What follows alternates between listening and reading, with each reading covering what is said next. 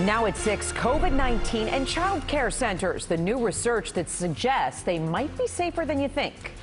New Yorkers on notice. The state amps up efforts to control COVID spread, and it could hit yeshivas in their pocketbooks. Good evening. I'm Chuck Scarborough. And I'm Natalie Pascarella. Tonight, some new threats from Governor Cuomo about those COVID hotspots. Up your enforcement or lose state dollars. The governor says clusters in Brooklyn, Orange, and Rockland counties account for 70% of the rise in hospital admissions. Positivity in those clusters is over 6 times the statewide average. And now state funding could be pulled from places like yeshivas if officials don't crack down on the enforcement. News 4's Miles Miller live in Borough Park with what community leaders are saying. Miles. Well, it's an open secret here that these schools are still open, even though they are being ordered to shut down. But leaders in this community tell me they have to remain open because they're for essential workers' kids. Students and worshipers at Bavov 45 in Borough Park moving in and out of a school and synagogue. Under the governor's order, all schools in red zone areas with a high number of positive cases must be closed. They will be served today with a notice mandating they close. If they don't, Governor Cuomo says he'll pull state funding from schools like this one in COVID cluster zones. But community leader Ezra Friedlander says some schools here have to remain open for the children of essential workers. This is a working class neighborhood. You have a situation where both parents are working. The child needs to be in a safe environment. The governor disagrees. But a school is not a child care facility.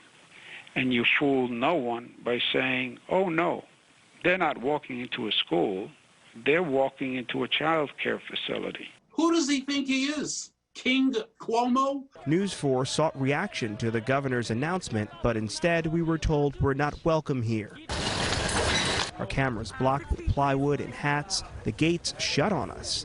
At one point, told to leave the neighborhood. I live here. It's my neighborhood. Yeah, I own it. Everyone wants the child to be safe, and everyone wants their neighborhood to be healthy.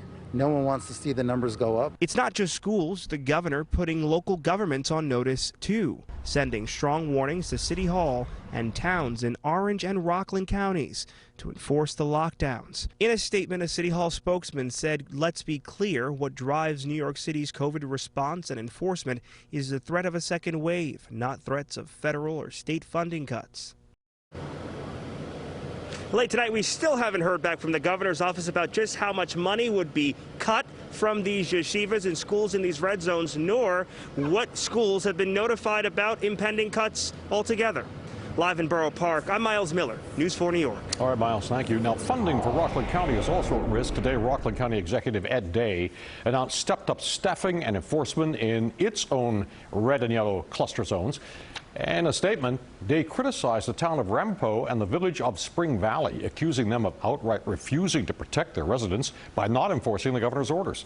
Well, we've learned tonight that Marist College now extending its lockdown through Friday because of at least 29 confirmed coronavirus cases linked to an off-campus party. That lockdown started last Thursday, you'll remember. We're told that all classes are being held remotely, but all students have been advised to stay on campus. That's to try to protect people off campus from any exposure. It was a major concern at the height of the pandemic. Could COVID be spread at child care centers? Well, a new large-scale study by Yale University that surveyed 57,000 child care facilities found there is no heightened risk. News 4's Rana Navini with more on what researchers discovered. This is the first major study that looks at the link between COVID transmission and child care settings, and for many, the findings are a sigh of relief. So whether it's mask wearing or the hand sanitizer or washing our hands, we embrace it, they embrace it. STACIE BALANOFF says embracing change has been positive for her 3-year-old daughter. She goes to preschool for the arts Gramercy. Masks, social distancing, the norm here and at child care centers across the city. And according to a new study, it's working to keep everyone safe. So we had enough access to enough childcare providers that if indeed children in childcare settings were spreading it to adults, we should have found it. Dr. Walter Gilliam is the lead author of a new Yale University study.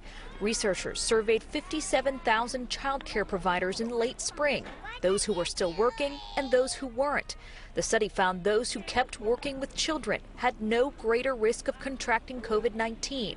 The research does not apply to teachers in school settings or with older children. It comes as some experts have been cautioning asymptomatic children could spread the virus. If they were spreading it asymptomatically, they're not spreading it to their childcare providers. It's extremely reassuring to me because there's nothing that I want more than being able to serve the community. Renee Bach, head of Preschool for the Arts Gramercy, says the study shows her the safety protocols are working, a signal to her to keep it up, to keep everyone safe.